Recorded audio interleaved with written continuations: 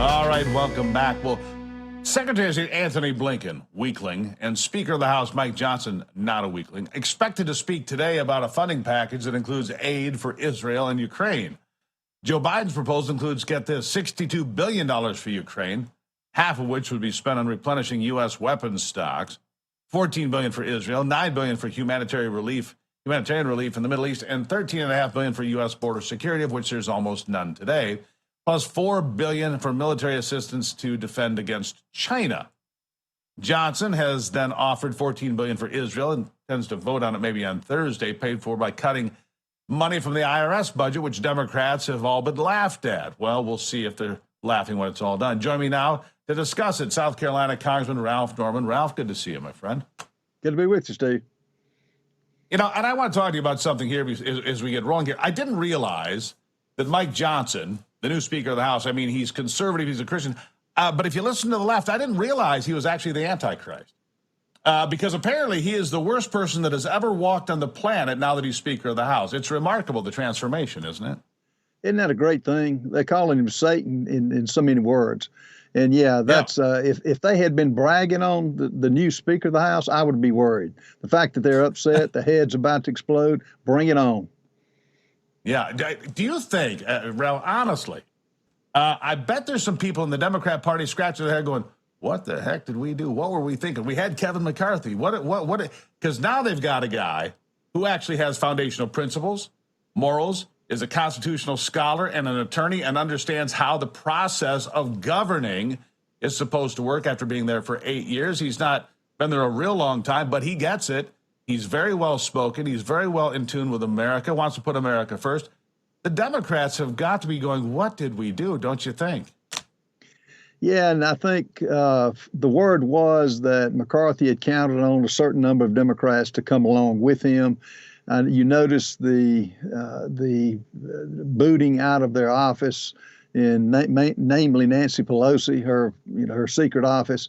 No, it's a good thing. We've got somebody that can be described in one big word, which is trust. Mike Johnson, you can trust. He roomed across the hall from me, slept at his office like I do. He's the same Mike Johnson when he got here as he is now. And he's just a good man, and I look forward to working with him.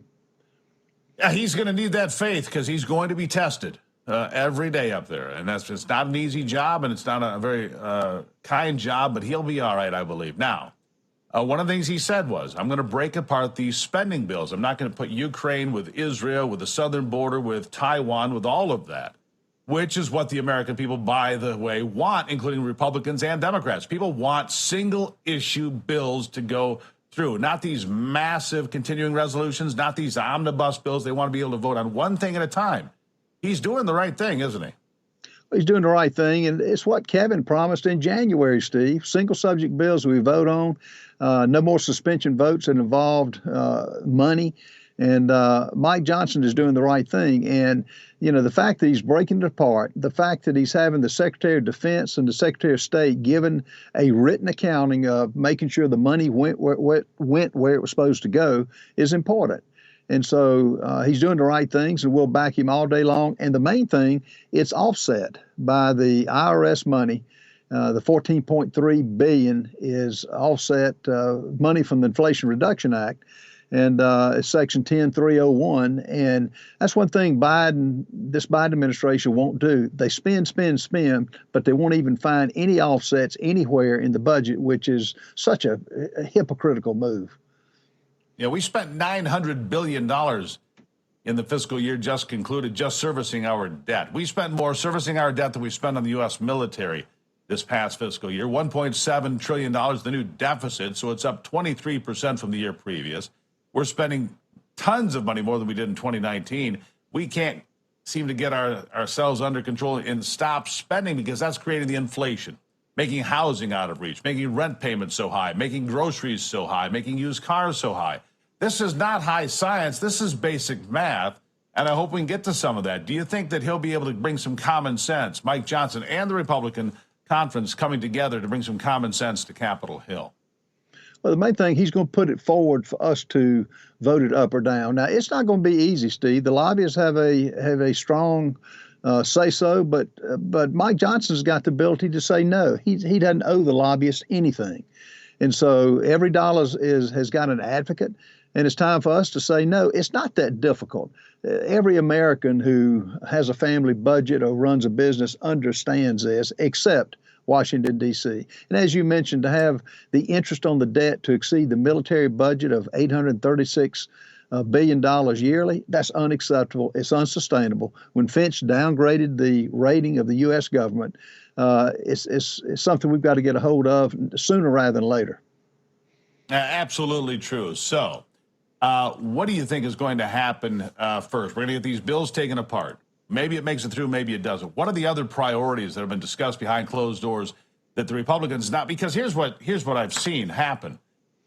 With Kevin McCarthy gone, because you had more of a loose coalition with Kevin McCarthy in charge. Now it seems like the Republican conference is united, at least for now. They seem pretty well together and optimistic moving forward. So what are the priorities going to be? Are we going to reduce spending? Are we going to get some things under control? Because I can tell you right now, Americans are not impressed with all this money going to Ukraine, all of this money going to Israel, funding both sides of the same war by sending money into the Gaza Strip as well. Makes no sense to a lot of people. I'm one of those people, by the way. Funding both sides of a war doesn't make sense to me. What are the priorities going to be? Well, the priorities are going to be taking the remaining 8 appropriation bills, getting top-line spending limits, and having the committees go back to work. And secondly, the cuts will be advocated for actively by this Speaker of the House. He knows the situation this country's in. The cancer in this country is overspending. We've got the tax revenues, but to run the $1.7 trillion deficit for this year is just unacceptable. You can't do that. And so, yes, he will put it before us, and yes, he will work to get it passed. I want to ask you one more thing, because that money from the IRS to be earmarked for Israel instead, and the Democrats howling about it, of course. But isn't there a whole pile of money that was supposed to be spent on COVID that was not spent on COVID that's still sitting there, in some place in Washington? I don't know where you guys hide the money exactly, but there's money that has not been spent from all of these giant spending bills. The first one from Donald Trump, another one from Joe Biden, billions of dollars. If it hasn't been used on COVID right now, why spend it at all? Do we not have the common sense of a family budget, like you mentioned, to say, look, we didn't spend it, let's put it back into the mix for something else, or not spend it at all? What a novel idea. Save some money. Wouldn't that be something? I'll give you the last word. It would be a novel idea, and the money shrunk the minute we started talking about not just the COVID rescissions, but the overall rescission package that had different numbers on it. And all of a sudden, the state started clawing back and getting money from a COVID that is over with. It's no longer here. And so, yes, the $50 billion that are there, or whatever the actual number is, which is hard to get out of this administration.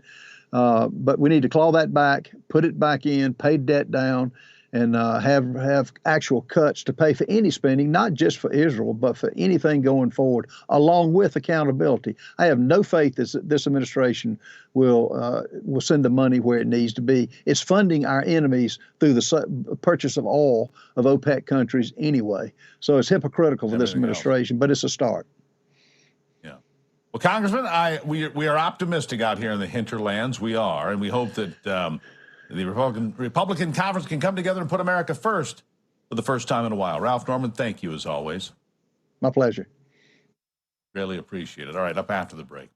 A trial began yesterday in Colorado as they try to keep Donald Trump's name off of the state's 2024 presidential ballot. Details on that still to come on this edition of America's Voice Live.